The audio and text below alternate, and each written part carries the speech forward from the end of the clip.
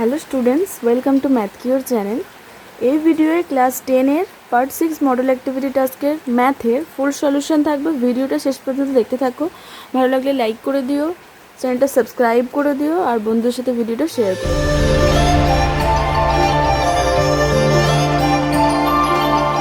অঙ্ক একেরটা দিয়েছে x proportional to y square. এবার এটা হলে আমরা কি করে নিই, একটা ধ্রুবক ধরে নিই পরের স্টেপে। তাহলে এখানে ধরে নেব x equal to ky square, যেখানে k সমান সমান ধ্রুবক। তাহলে বলেছে y যখন 3 আর x তখন 9, তাহলে y 3 আর x 9 হলে এই 1 নাম্বার সমীকরণে যদি বসাই তাহলে এখানে কি পাবো, x এর জায়গায় 9 আর এখানে k ইন্টু y এর জায়গায় 3 বসালে 3 এর স্কোয়ার হয়ে যাচ্ছে। তাহলে এখানটা কী হয়ে যাচ্ছে, 9 সমান সমান k গুণ 9, তাহলে 9 9 কেটে গিয়ে কত হয়ে যাবে 1, তাহলে k সমান সমান হলো 1। এবার k এর মান 1টা আর কি বলেছে x এর মান 25 আমাদের 1 নম্বর সমীকরণে বসাবো এবার। তাহলে k সমান 1 আর x সমান 25 1 নম্বরে বসিয়ে পাই কি পাবো, 25 equal to 1 into Y square. তাহলে এখান থেকে আমরা y এর মান কি পাবো, ওয়াই স্কোয়ার সমান 25 হলো, তাহলে y সমান হয়ে যাবে কি 5। অপশান হয়ে গেল আমাদের এ। নেক্সট 2 এর অঙ্ক দেখো, এ ও বি যথাক্রমে 2500 এবং 2000 টাকা দিয়ে ব্যবসা শুরু করে। 1 বছর পরে ব্যবসায় 720 টাকা ক্ষতি হয়, তাহলে এর কত ক্ষতি হয়। এবার দেখো আমরা প্রথমে কি করি, মূলধনের অনুপাত বার করি। তাহলে মূলধনের অনুপাতটা এখানে দেখে নেব কত হচ্ছে, 2500 আর এখানে হচ্ছে 2000।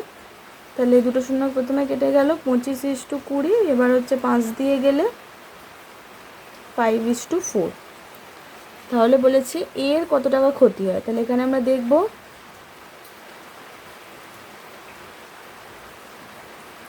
এর ক্ষতি হয়, আমরা কি করি, এর আনুপাতিক ভাগার প্রথমে নির্ণয় করি। 5 আর 5 আর 4 9 নিচে হয়ে যায়, ইন্টু এখানে বলেছে 720 টাকা মোট ক্ষতি। তাহলে 720টা এখানে গুণ করে দেবো, তাহলে কত হয়ে যাবে 400 টাকা। তাহলে অপশান হয়ে গেল বি। 3 অঙ্ক দেখো, দুটি বৃত্ত পরস্পরকে সি বিন্দুতে বহিঃস্পর্শ করে। এ বি বৃত্ত দুটির একটি সাধারণ স্পর্শক বৃত্ত দুটিকে এ ও বি বিন্দুতে স্পর্শ করলে এসি বি এর পরিমাপ। তাহলে দুটি বৃত্ত পরস্পরকে সি বিন্দুতে স্পর্শ করেছে আর এখান দিয়ে একটা স্পর্শক গেছে সাধারণ, এখানে এ বিন্দু এটা বি বিন্দু, বলেছে এই এসি বি এর মান বার করতে দিয়েছে আমাদের। এই কোণটার মান দেখো অলওয়েজ 90 ডিগ্রি হয়, তোমাদের বইয়েতেই একটা প্রয়োগ দেওয়া আছে এটার, যে এটার মান হবে 90 ডিগ্রি। তাহলে অপশান ডি। 4 অঙ্কে একটি নিরেট অর্ধগোলকের সমগ্রতলের ক্ষেত্রফল দিয়ে দিয়েছে 147 পাই বর্গ সেমি, উহার ব্যাসার্ধ কত। তাহলে আমরা নিরেট অর্ধগোলকের সমগ্রতলের ক্ষেত্রফল কি জানি, 3 পাই আর স্কোয়ার হয়। নিরেট অর্ধগোলক সমগ্রতলের ক্ষেত্রফল বার করছি, বক্রতলও নেব আবার নিচের ভূমিটাও নেব। তাহলে এখানে কি হয়ে যাবে, তখন এইটা হচ্ছে পাই আর স্কোয়ার আর এই দিকটা হচ্ছে 2 পাই আর স্কোয়ার, তাহলে দুটো যোগ হয়ে 3 পাই আর স্কোয়ার হয়ে যায়। তাহলে সেটা ইকুয়ালস টু দিয়ে দিয়েছে আমাদের 147 পাই। তাহলে এদিকে পাই পাই কেটে গেল আর এদিকে 3 দিয়ে 147 কাটলে হচ্ছে 49। তাহলে আর স্কোয়ার ইকুয়াল টু 49 হলে আর ইকুয়াল টু কত হয়ে যাবে 7। তাহলে অপশান কত হয়ে যাবে আমাদের সি। নেক্সট দেখো 2 এর দাগে, সত্য মিথ্যা নির্ণয় করো। ও কেন্দ্রীয় বৃত্তের বহিস্থ বিন্দু এ থেকে বৃত্তে দুটি স্পর্শক টানা হলো যারা বৃত্তকে বি ও সি বিন্দুতে স্পর্শ করেছে। তাহলে এ ও আর বিসি এর লম্ব সমদ্বিখণ্ডক হবে, সেটা আমাদের বলেছে। তাহলে আমরা কি বলেছি, ও কেন্দ্রীয় একটা বৃত্ত, সেটার বহিস্থ একটা বিন্দু এ, এটা থেকে আমরা একটা স্পর্শক টেনেছি,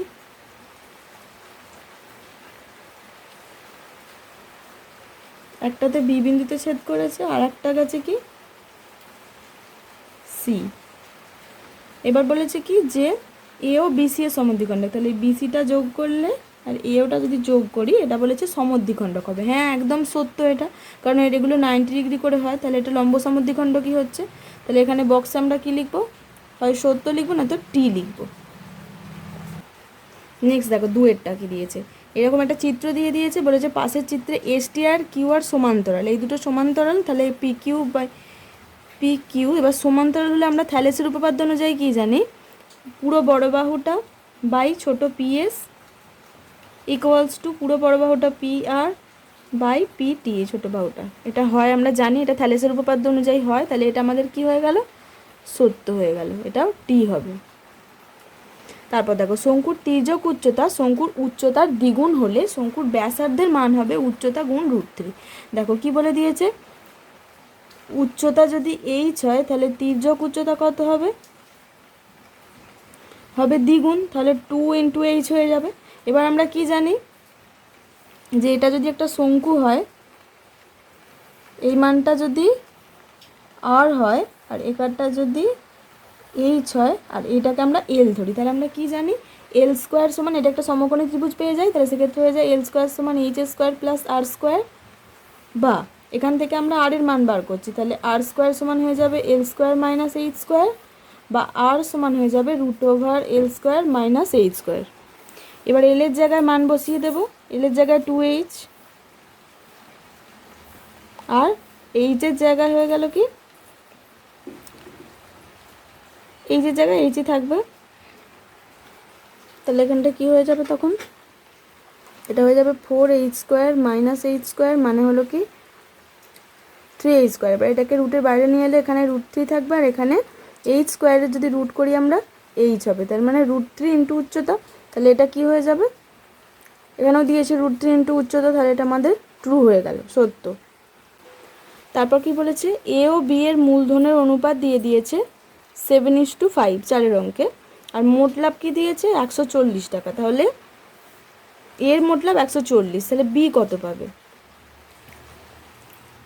দেখো এ যদি 140 হয়, তার মানে 7কে যদি আমরা 140 করি তাহলে কত দিয়ে গুণ করতে হয়, এটাকে 20 দিয়ে গুণ করতে হচ্ছে, ইন্টু 20 যদি করি তাহলে 140 হবে এটা, এ তাহলে 140 পেয়ে গেলাম, তাহলে বি এর জায়গা তখন কত হবে, 5কে 20 দিয়ে গুণ করলে হয়ে যায় 100, তাহলে আমাদের বি এর মান পেলাম কি 100, তাহলে ওরা দিয়েছে 125, সেটা একদমই ভুল, তাহলে এটা হয়ে গেল কি ফলস।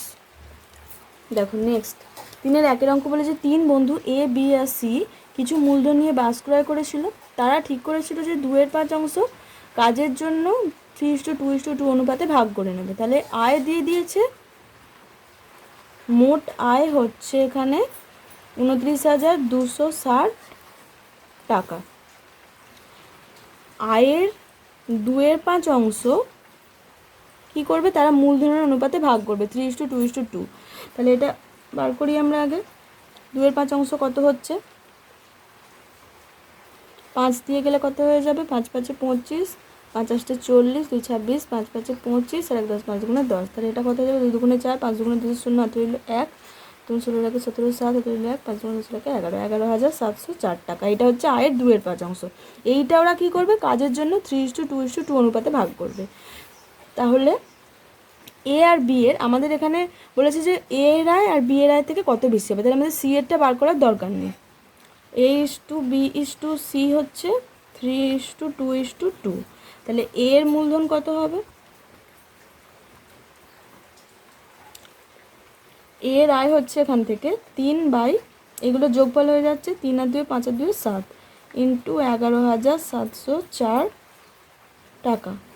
তাহলে এটা কত হয়ে যাবে, 7 থেকে 7 আর 7 40, 7 6 42 আর 50, 7 7 49, 7 7 14, এটা গুণ করলে 3 2 = 6, 3 7 21, 1 হাতে রইল 2, 3 6 18 আর 2 20, 0 হাতে রইল 2, 3 1 3 2 5, 5,016 টাকা।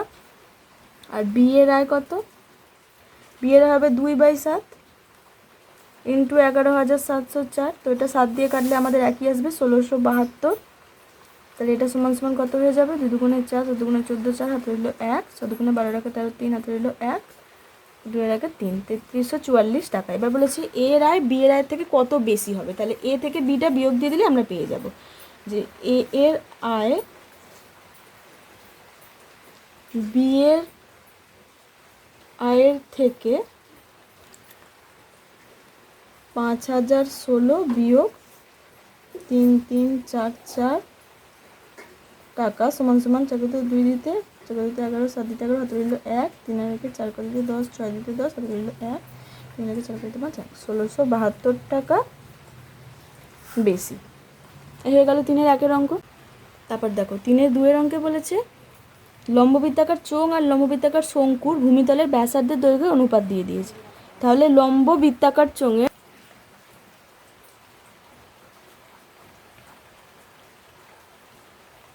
ব্যাসার্ধ কত হবে? এখানে 3:4 দিয়েছে, তাহলে এটা ধরে নিতে হবে 3x একক। আর লম্ব বৃত্তাকার শঙ্কুর ব্যাসার্ধ কত হয়ে যাবে? 4x একক হয়ে যাবে। এবার তাদের আয়তনের অনুপাত দিয়ে দিয়েছে, তাহলে আমরা তাদের আয়তনটা হিসেব করে নেব। চোঙের আয়তন বাই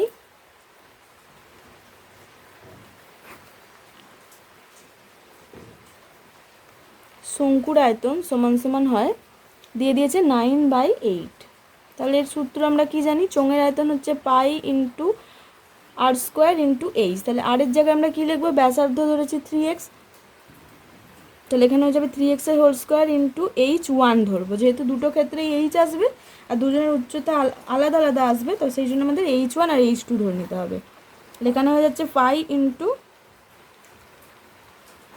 4x এর, আর শঙ্কুর আয়তনের সূত্র কি? 1/3 পাই r² h। তাহলে 1/3 ইন্টু পাই ইন্টু এটার স্কোয়ার ইন্টু h2, সেটা ইকুয়ালস টু হয়ে যাচ্ছে 9/8। তাহলে এখানে পাই পাই কেটে গেল, বা এখানে কত হয়ে যাবে তখন? h1/h2 হয়ে যাচ্ছে আমাদের 9/8 ইন্টু 1/3 দিকে গিয়ে গুণ হয়ে যাবে। এটা ওটা অ্যাকচুয়ালি উপরে উঠে যাচ্ছে, তাহলে এদিকে এলে নিচে চলে আসবে, তার মানে এটা 1/3 এরকম আসবে। আর এদিকে কত হয়ে যাবে? 4x² ওপরে যাবে, 3x² নিচে আসবে। তো 4x² ওপরে গেলে কত হয়ে যায়? 16x², আর 3x² নিচে হয়ে যায় 9x²। তাহলে x² কেটে গেল, এখানে 9 কেটে গেল, 8 দিয়ে 16কে কাটলে হয়ে যাচ্ছে 2। তাহলে h1:h2 হয়ে যাচ্ছে 2:3। তাহলে উত্তর লিখে দেবে যে অতএব উচ্চতার অনুপাত, তাদের উচ্চতার অনুপাত 2:3। চলে যাচ্ছি 3-এর অঙ্কে। বলেছে যদি y proportional to x cube এবং y এর বৃদ্ধি 8:27 অনুপাতে হয়, তাহলে x এর বৃদ্ধি কি অনুপাতে হয় তা নির্ণয় করো। তো এখানে y proportional to x cube দিয়েছে, মানে আমাদের ভেদ ধ্রুবক কী ধরে নিতে হবে? k ধরে নিতে হবে। তাহলে এখানে হয়ে যাবে y ইকুয়াল টু kx³ পাশে লিখে দিতে হবে k সমান সমান ভেদ ধ্রুবক। এটা হয়ে যাচ্ছে আমাদের কি 1 নম্বর সমীকরণ। এবার আমাদের y এর বৃদ্ধির অনুপাত দিয়ে দিয়েছে আর x এর বৃদ্ধির অনুপাত চেয়েছে, তাহলে আমরা ধরি x ও y এর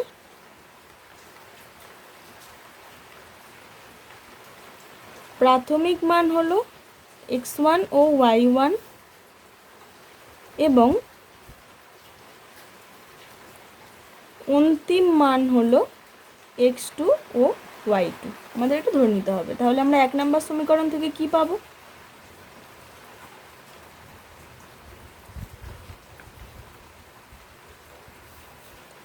y1/y2 equals to kx1³ by kx2³। এটা হয়ে যাচ্ছে আমাদের, এখানে কে ক্যান্সেল হয়ে গেল, তাহলে এখানে কি হয়ে যাচ্ছে? x1/x2 তার হোল কিউব ইকুয়াল টু কত হয়ে যাবে? y1/y2 মান আমাদের দিয়ে দিয়েছে 8:27, সেটা আমরা বসিয়ে দেব। এবার x1/x2 এটা সমান সমান কী হয়ে যাবে? √³ অফ 8/27। তো √³ অফ 8/27 এর মান কত হয়? 2/3। মানে 8-এর √³ করলে 2 পাই, আর 27-এর √³ করলে আমরা 3 পাই। তাহলে আমাদের x এর বৃদ্ধির অনুপাত কি হলো? x এর